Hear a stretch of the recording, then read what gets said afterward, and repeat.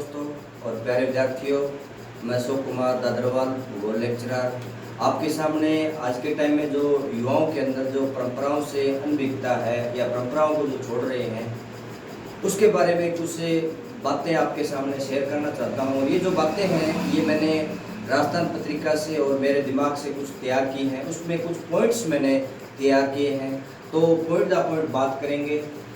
तो जो कहानी तो नहीं कह सकते, आज की जो युवा पीढ़ी है उसके ऊपर मैं फोकस कर रहा हूँ और साथ में इसमें तीन चीज़ें अहमियत रखेंगी। एक तो जैसे शिक्षक है, अभिभावक है और साथ में स्टूडेंट है, इन तीनों का रोल होता है बच्चे के ज्ञान में या शिक्षा में, और ज्ञान से बढ़कर कुछ भी नहीं है। जैसा कि बाबा राव भीमराव अम्बेडकर ने भी कहा है, साथ में सुकरात ने भी कहा है कि ज्ञान से बढ़कर कुछ भी नहीं है। तो अब क्या है कि पॉइंट बाय पॉइंट चलेंगे।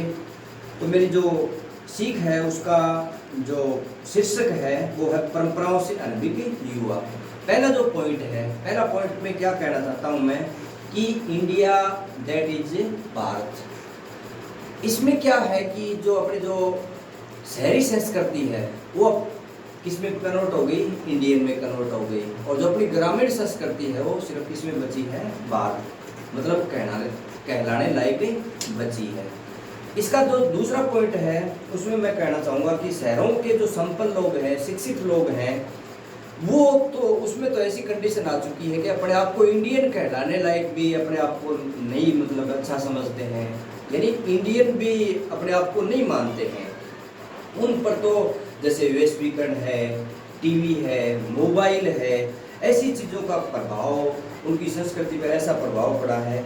ऐसी स्थिति में मतलब ऐसी स्थिति हो गई है कि उनकी जो भारतीयता है उनको भी वो छूना नहीं चाहते हैं। और मेरा तीसरा जो पॉइंट है उसमें ये है कि जो अपने भारतीय थे और जो पश्चिमी संस्कृति के जो लोग हैं उसमें कुछ भेद रेखाएं थी, लेकिन पश्चिम की जो भौतिकवादी संस्कृति है उसका इतना तेजी से विकास हो रहा है। उस तेजी से विकास के कारण क्या है कि कोई भी शक्ति है वो उसे रोक नहीं पा रही, यानी भौतिकवादी संस्कृति को रोक नहीं पा रही है। इतनी बड़ी शक्ति हमारे पास भी नहीं है कि हमें जैसे अंग्रेजी भाषा पे, टीवी पे, मोबाइल पे हमें रोक लगा सकें और जो उनके जो मनसूबे पाश्चात्य संस्कृति के उनको ध्वस्त कर सकें। चौथा पॉइंट ये है कि आज के टाइम में क्या है कि घरों में जो बच्चे हैं उनकी जो दिनचर्या है वो भी क्या हो चुकी है, पूरी तरह बदल चुकी है। दिनचर्या किस प्रकार से बदल चुकी है कि आपस में पहले क्या है कि परिवार के लोगों के साथ में वार्तालाप करते थे, वो लुप्त हो गई है, या फिर बातों पर या घर वाले उनकी बातों पे ध्यान नहीं देते, ऐसा भी हो सकता है कुछ। इस पर विचार मतलब गहन अध्ययन किया जाए तो हम पाएंगे कि इसमें बच्चों का भी पूरा दोष नहीं है, कहीं कहीं कमी हमारे अंदर भी है, क्योंकि जो अंग्रेजी भाषा का या इंग्लिश मीडियम का जो हवा है वो एक प्रकार से नरक मानो या कुछ भी मानो, उसके अंदर भी धकेलना का काम में हमने किया है। और इस बात का उन बच्चों को आभास नहीं है क्योंकि वो बच्चे अभी अपरिपक्व हैं और भविष्य के बारे में उनको इतनी जानकारी नहीं है। मेरा जो पांचवा पॉइंट है वो है कि आज के टाइम में क्या है कि बच्चों को अंग्रेजी भाषा में शिक्षा देना या बड़े बड़े इंग्लिश मीडियम में पढ़ाना, लोग क्या समझते हैं, अपनी बड़ी हैसियत समझते हैं। लेकिन भाषा होती है, भाषा से हैसियत नहीं बदलती है। हैसियत किससे बदलती है, आदमी के व्यवहार से बदलती है। आज के वक्त में प्रत्येक व्यक्ति हैसियत किसको मानता है कि फलाने का बच्चा कितने बड़े इंग्लिश मीडियम स्कूल में पढ़ रहा है, इतना पैसा शिक्षा पे खर्च कर रहा है, वो हैसियत मान रहे हैं लोग। छठा जो पॉइंट है, आज एक और समस्या एक नई तस्वीर के रूप में हमारे सामने खड़ी है, वो क्या है कि बच्चों को हिंदी पढ़ना अच्छा नहीं लगता, अपने और अपने परिवार वालों के साथ में वो स्थानीय भाषा में बात नहीं करना चाहते, एक परिवार वालों से कटे रहते हैं, क्योंकि अगर भाषा में बात ही नहीं करेंगे, वार्तालाप नहीं करेंगे तो विचारों का आदान प्रदान कैसे होगा, ये भी काफ़ी बड़ी समस्या आ रही है। और साथ में क्या होता है कि दिन में हो चाहे रात में हो, लड़के लड़कियों के झुंडे अपने आप में मतलब मस्त रहते हैं, बातें करते रहते हैं, निशाचरों की तरह रात तक इधर उधर घूमते रहते हैं। उनको घर की कोई चिंता नहीं है कि घर वाले सोच करेंगे या नहीं करेंगे। और जब रात तक जागते रहेंगे, निशाचरों की तरह इधर उधर घूमते रहेंगे, तो फिर सुबह या दोपहर मतलब लेट तक क्या रहेंगे, सोते रहेंगे। और उनमें ऐसी विचारधारा आ जाएगी कि जो ब्रह्म मुहूर्त होता है, सुबह का जो बेस्ट टाइम होता है, वो तो सिर्फ किसके लिए बना है कि ब्रह्मा जी के लिए ही बना है और किसी के लिए नहीं बना है। और साथ में अगर उन बच्चों को, युवाओं को थोड़ा बहुत टाइम भी मिल जाए तो क्या करेंगे वो बच्चे, मोबाइल लेकर चलाते रहेंगे, पूरे दिन उस पर उंगलियां चलाते रहेंगे और टीवी के आगे बैठ जाएंगे। घर वालों से बात करने का मतलब ही नहीं है। कहने का तात्पर्य क्या है कि वो एक बंद कमरे में अपने आप में क्या हो गए, सिमट गए।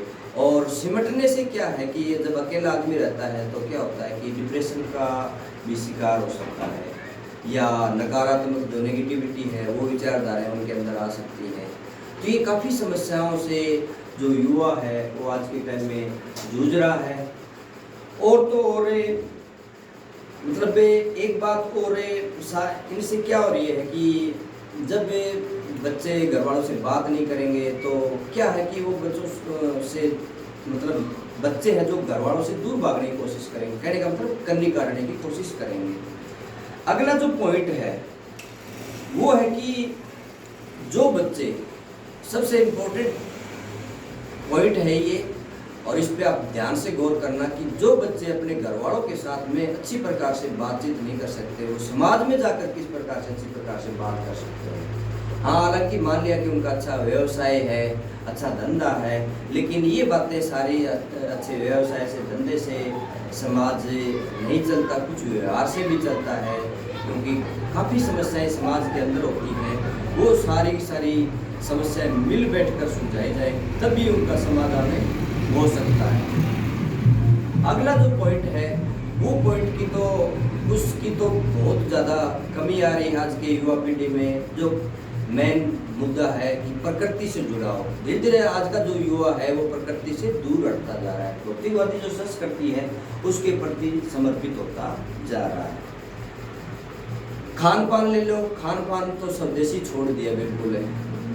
विदेशी खाना जैसे बर्गर है, पिज्ज़ा है, टोस्ट है, चाइनीज़ खाना है, वो सारी चीज़ों को अच्छा मानता है।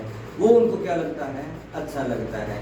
और क्या पता कि आने वाले भविष्य में जो आज की जो युवा पीढ़ी है वो दाल रोटी को ही भूल जाए। कोई दो राय नहीं है, दाल रोटी को भी भूल सकता है, क्योंकि सारा का सारा फटाफट फास्ट फूड के प्रति बहुत ज़्यादा रुझान हो गया है। और ये फास्ट फूड का आप ध्यान से गौर करोगे आप तो शहरों में चाहे औरतें हों, चाहे छोटे बच्चे हों, चाहे पुरुष हों, उनका आप शरीर देखना कि उनका शरीर भी एक प्रकार से पिज्ज़ा और बर्गर जैसा हो गया है। पीछे हम घूमने गए थे तब भी हमारे साथ गांव के कुछ बच्चे थे, वो मजाक करने लगे शहर वालों के, देखोगे बाबा जी गोल आलू है, कोई किसी प्रकार का मतलब मजाक के रूप में, क्योंकि उनका खान पान ऐसा हो गया। और ये जो फास्ट फूड है ये चर्बी को बेफालतू बढ़ाते हैं, ताकत नहीं होती इसमें, स्टेमिना भी बहुत कम होती है। तो ये कुछ बातें इसमें हैं। साथ में जो अगला पॉइंट है वो मैं कहना चाहूँगा कि आज का जो युवा है उसमें एक अच्छी बात जरूर है कि उसकी जो बौद्धिक क्षमता है, सोच विचार करने की जो शक्ति है, तर्क शक्ति है, वो बहुत अच्छी है। लेकिन इसके साथ उनका मेन लक्ष्य क्या है कि मेन लक्ष्य सिर्फ और सिर्फ उनका है पैसा कमाना। और पैसा किस लिए कमाएं? ऐश और आराम के लिए। तो पैसा कमाना ही मतलब एक पूरे समाज को बदल नहीं सकता। उसके साथ में बहुत कुछ ऐसी चीज़ें हैं जो समाज के डेवलपमेंट के लिए, विकास के लिए बहुत ज़रूरी है। तो पैसा अकेला अहमियत नहीं रखता, उसके साथ में जो अन्य चीज़ें हैं वो भी अहमियत रखती हैं। और आज की जो युवा पीढ़ी है उसके पास सूचनाओं का भंडार है, लेकिन ज्ञान का भंडार नहीं है। शुरुआत में भी मैंने बताया था, ज्ञान अलग चीज़ है और सूचना अलग चीज़ है। ज्ञान क्या करती है? परिपक्व बनाती है आदमी को, उसमें विवेक की धारणा पैदा करती है।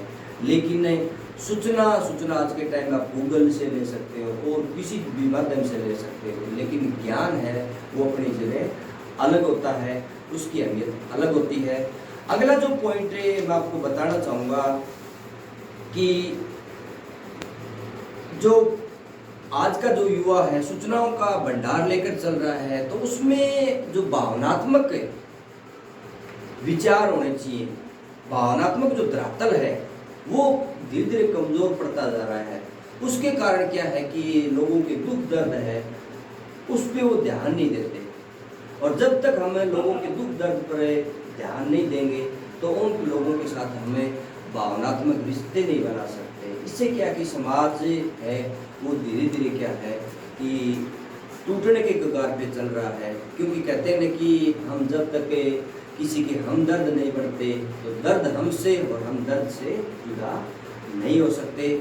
तो ये जो भावना है युवा पीढ़ी के अंदर धीरे धीरे क्या हो रही है, सिमट रही है, और युवा पीढ़ी पूरी की पूरी अपने आप में सिमटती जा रही है। अगला जो पॉइंट है ये है कि हमने जो बच्चों को शिक्षा दी है उसका खामियाजा हमें ही भुगतना पड़ेगा, भोगना भी पड़ेगा। इससे हम भाग नहीं सकते। क्यों नहीं भाग सकते?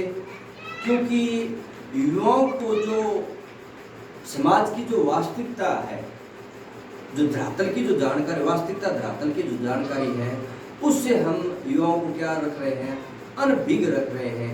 युवाओं को सिर्फ हम क्या बनाने जा रहे हैं, आज के टाइम में मैं देखता हूँ कि एक प्रकार की मशीन बनाना चाह रहे हैं, और कहते हैं कि इंसान मशीन नहीं है, इंसान भावनात्मक के रूप से जुड़ा हुआ होता है, उसमें भावनाएं होती हैं, और मशीन में भावनाएं नहीं होती हैं। तो इंसान को इंसान ही बने रहने दें।